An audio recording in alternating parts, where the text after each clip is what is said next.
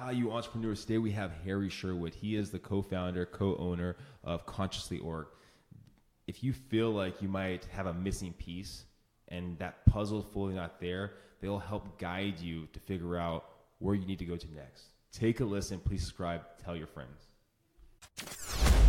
Welcome to the road to growth, success of an entrepreneur. We've raised the bar. Learn firsthand from successful business owners and create your own path to success. I'm going to show you how great I am. It's time to hit the road to growth with real estate agent Vinnie SD. All right, we are here with Sherwood.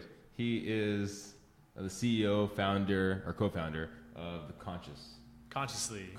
Yes. All right, so take two. Take two, yes. All right, so tell us a little about Consciously.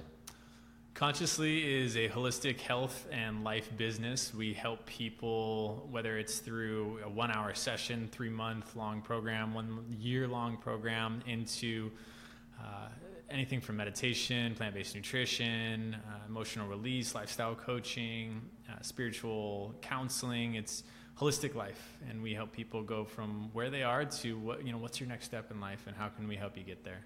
Okay, and you have a very unique history, with monks and so on and so forth. Tell me a little about it. Yeah. So a snapshot of the journey is about a little over 10 years ago. I just felt suffocated in life. I just felt like something was missing, and I'm somewhat of an extremist by nature, so I wound up traveling to China and studying Tai Chi and Gong, which is like martial arts and internal energy movement with Shaolin monks, and spent 4 months there. And that was about 8 hours of training a day. And it was very physically intense. It wasn't exactly like the spiritual journey I was looking for, because this is how I perceived me leaving, was like, okay, I'm going to go off on my own little quest. So 4 months there, and then I wound up moving back to the States, and I moved into an ashram, which means community dwelling in Sanskrit. But this was a yogic monks ashram. So I lived with monks and yogis for the next 6 months, and that was, several hours of meditation every day, contemplation, service, really deep conversations, and just getting to know myself without all the noise. Which had a profound impact on me, totally changed my trajectory in life. Before, I was coaching high school football and sports performance, and after I wound up transferring to the University of Michigan, getting a degree in religious studies with an emphasis in consciousness studies, traveled to Ghana and Indonesia, all of it under, learning more about spirituality, learning more about wisdom teachings, and then went back to the ashram after college, another 5 months, and I wanted to decide whether or not I was going to become a monk, because that was really my only interest in life, was kind of the what they call self-realization, that deeper understanding of self. But I wouldn't be talking to you here today if that had been the reality. So I left, and I started teaching meditation not too long after that. And then I met my partner in life, partner in business, Melanie McDaniel, the other founder of Consciously. And she had a completely different background to personal development and self-help than I. She had a really traumatic background, and so she had been in therapies of all sorts and all that stuff, and it led her to alternative approaches as well. Is that how you guys met, or how did you guys meet? No, we met randomly, or not randomly, at at an awards show. Okay. And she was writing for it. A family member of mine was a part of it, and so we went and just kind of hung out in the lobby and got dinner afterwards, and kind of glued at the hip ever since. Wow. Yeah, it was a really quick and fast connection. And then, really ever since then, we've been teaching and coaching people into the meditation and nutrition, got back into sports performance coaching. We dabbled in a couple other things for a couple of years as well, trying to make some money, and then went all in on this, founded Consciously a couple of years ago, and it's been its own journey of ups and downs, lefts and rights, but it's been extremely fulfilling, and just all the people we get to help and the testimonials that come back, it's truly fulfilling work. So jump back to the beginning. So it was 10 years ago. You just felt there's something else. Something was missing, right? Yes. And you didn't know what that was. You just felt like it was something in China, or what was that? Yeah, I just felt like literally, I like to say that I was a puzzle that had a couple pieces missing, and I didn't know what they were. But I kind of pointed the finger at Western society. I just kind of felt like it was missing something. So the Eastern perspective really drew me, which is why I went to China, which is why I went to the ashram.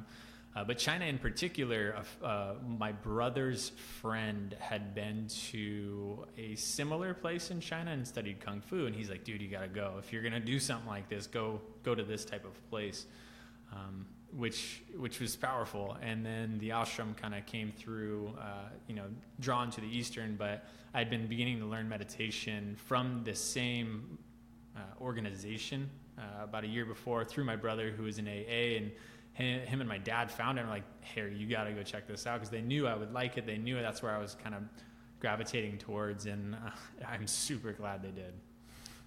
And so I'm guessing it's like a conscious thing of trying to find more knowledge as you go and keep on growing, right? Like that wasn't the full puzzle. There's still more to the puzzle that's growing, right? Yes. Yeah, absolutely. And I think knowledge plays a really big and impactful role along the journey, but I always say knowledge without application is worthless. So we really have to integrate what it is we're learning, and that's what that was all about. That's what sitting in countless hours of meditation and silence is all about. It's diving within self and really going down the proverbial rabbit hole that so many people hear about. And it's obviously the concept but there actually is a rabbit hole, and it actually is fascinating to go down. I was just called towards that, and it gave me answers to, hey, this is what's missing. But once again, it was just a concept until I was able to truly fully integrate that and realize that on my own, which is why they call it self-realization instead of like self-conceptualization. I don't know what the terminology would be, but it was quite the process of doing that. Nice. And so you gain all this self, like this growth, and you meet your partner. Where did it come to the idea that we want to build a company out of this? So actually, the second time I saw her, we connected via, very similar kind of philosophies of life the first time, but the second time, she actually came over to my place and she was like, what I want to do with my life is create a holistic community and, with all sorts of different fun and awesome things. And I just started laughing at her. And I had to stop myself and be like, I'm not laughing at you. I'm laughing because I have a very similar vision, and I had actually started to kind of program something out that I put my brother and my cousin through, and it had gone for 3 months. It was kind of a beta test of a larger thing, which still is in the works. We are still, our trajectory is to actually create a brick and mortar community at some point. So we had that, and we connected through that. We had a little bit differing ideas, so over time it started to merge together. But the idea had been incubating in both of us, far before we ever met. Oh, wow. Okay. And so you get to the point you have this idea, then what's the next step of actually building a business? Yeah. So honestly, the idea lasted a lot longer. It stayed conceptual before, anything happened. We had that and we wanted to do it. And I was teaching meditation. I got back into sports performance coaching. So I was kind of doing some of that, but she was still in healing process. So she was still going through some SHIT, like big time. Yeah. So we still needed to facilitate some, safe space for that. And then we just didn't know what we were going to do with it, how to really actually turn it into making a living. And so we started dabbling in other things. We got into selling home cleaning units. We got into real estate for about 1.5 years. And it was all, out of lack. It wasn't out of something we were passionate about or called to. It was like, hey, how can we make quick money? And so those on Facebook everywhere is quick money, right? Right. Yeah. It's shiny object here, shiny object there. And so we were like, ooh, those look good. And we went chasing after a couple. I kept coaching the entire time along the way. So I kept, 1 foot in one world and 1 foot the other. And we finally, just after a couple years, Mel had been doing really well with her stuff. She'd started to, really help other people. So she had gotten into the, more of the coaching and facilitating emotional release. And we were finally like, let's just do this. Yeah. Let's actually go all in.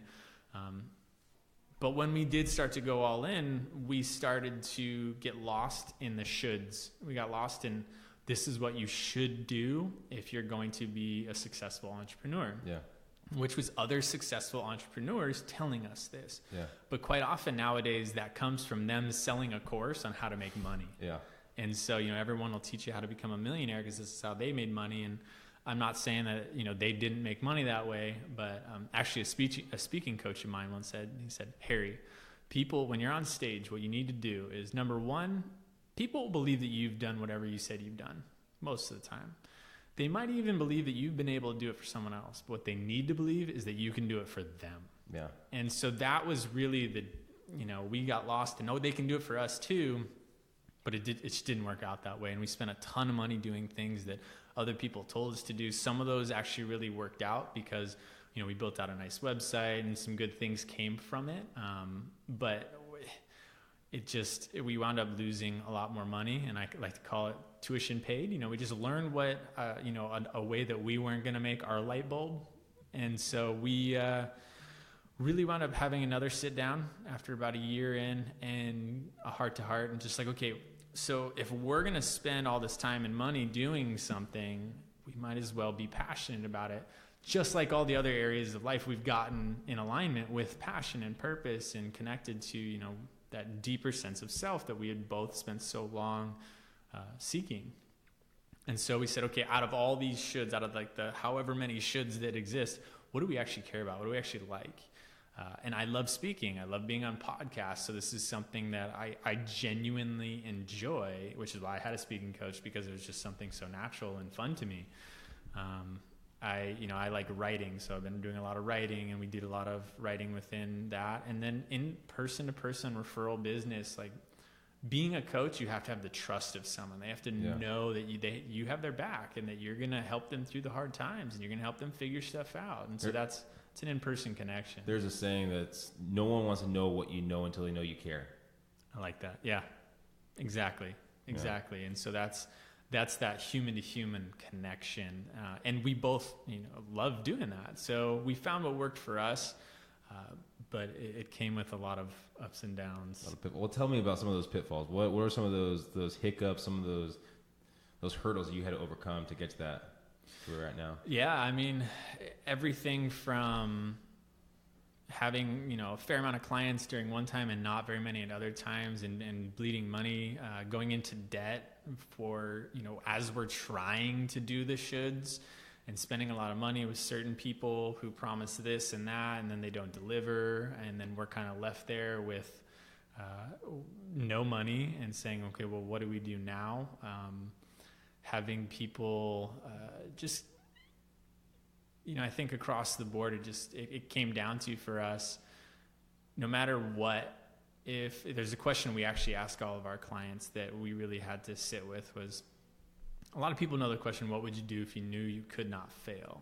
It's a really powerful question. Like, hey, if I wasn't going to fail, what would I do? Which is incredibly powerful. But then what we follow that question up with, that I think really gets people to think about, like what they're truly passionate about, is what would you do if you knew what would you do if you knew you were going to fail? Even no matter what, it was going to end in failure. Would you do it anyway? And that's what it came down to for us, is like, I would still reach out my hand for helping someone else. And so that's what I do with my life. I'm of service as much as I can. And obviously I want to make a living doing it. So that's really, we had to get super in alignment with what we're doing and how we're doing it. Wow. Those are really two powerful questions. So what would you do if you knew you couldn't fail? What would you do if you knew you were going to fail? Yes. And if those two are the same answer, you're doing something right. Wow, that's definitely powerful. So, have you been able to look at the times where you've had a lot of business and times you've had minimal amount of business and found what that disconnect was? Yeah, a lot of that was how we were going about getting clients, and Okay. a lot of that came during the online marketing time when we were doing that. Since we've gotten into more referral-based in-person marketing, it's been more consistent. Yeah. But it even goes through peaks and troughs. It's just kind of the nature of the business that we're in. But we understand that now. Yeah. And so we're much more comfortable with it. And plus, as we're out there more and more, that reach gets wider and wider and more people hear about us. So if you could talk to basically your younger self, the one that felt that someone was missing, or maybe someone else looking to get into this kind of field, this health field, what kind of advice would you give those two individuals? So, we were actually talking about this before, but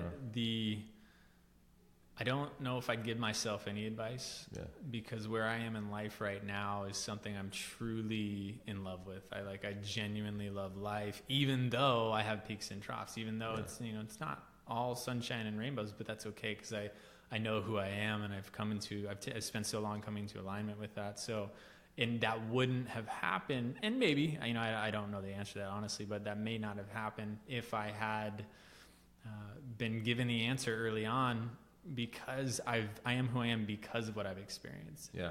Not necessarily in spite of it. So what I might say to myself is just never stop. Yeah. Never stop. Whatever you do, put your heart and soul into it and keep going. And if that's what you find out that isn't your thing, that's okay. Find your thing, but keep going once you found your thing. And I found my thing in spirituality, and it's led to all these things coming from that.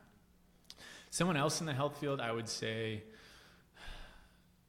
the health field's huge. Yeah. The health field's huge. Find what you're truly passionate about within it, because we have a nutrition program. I'm really passionate about plant-based nutrition, helping people find the nutritional part behind it, because we come across a lot of people who are vegan but are extremely unhealthy. You can be junk food, anything.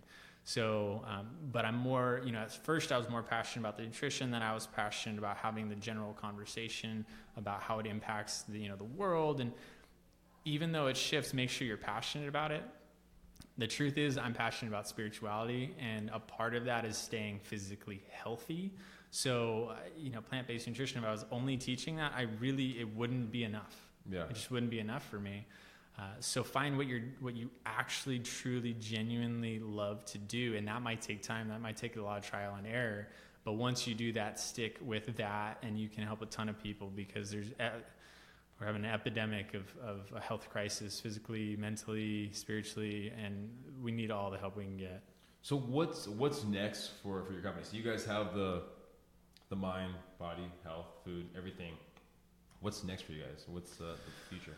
So we're actually soon going to be opening up a local brick and mortar in Torrance, California. Oh, wow. And that's going to be within the next 9 months probably. And we'll be hosting a lot of meditations, a lot of just really, community building activities. That'll probably last 5-10 years. And then the large vision is to create a community, to buy a piece of property. And we're starting to look now for the future in Arizona and certain places to then build our own ashram, our own community dwelling there, and have everything from retreats to people can come and live, all sustainable living. We'll be able to host, fun things like ropes courses and, all sorts of different stuff, but just to kind of build our own utopia in a sense. And that's the larger vision. Whether that happens in a decade or 40 years, that's going to be the trajectory that we're heading towards. That's fantastic. So if someone's, maybe they feel like a piece of them is off and they need someone like yourself or your partner to help them out, how would they get a hold of you guys? How would they find you? Yeah, we're really easy to get a hold of. Consciously.org is the website. You can go on, kind of take a look at some of our stuff. But that contact us goes directly to us. That 1-800 number is also textable. So if you're someone who likes texting, you can text that and we'll respond to it. But the avenues via our website are the best and easiest way. Fantastic. Well, second time was the best. Thanks again, Harry Sherwood. And all you entrepreneurs out there, hopefully you got some good information. Hopefully you're able to ask yourself those two questions. What would you do if you knew you couldn't fail? And what would you do if you knew you were going to fail? Great two questions to have. Please tell your friends, please share, and please subscribe. Thank you for listening to The Road to Growth, Success of an Entrepreneur. Please like, subscribe, and stay connected. Visit www.VinnieSD.com. Yeah, I created a website. Hope to see you again next week. Team Vinnie SD, signing off.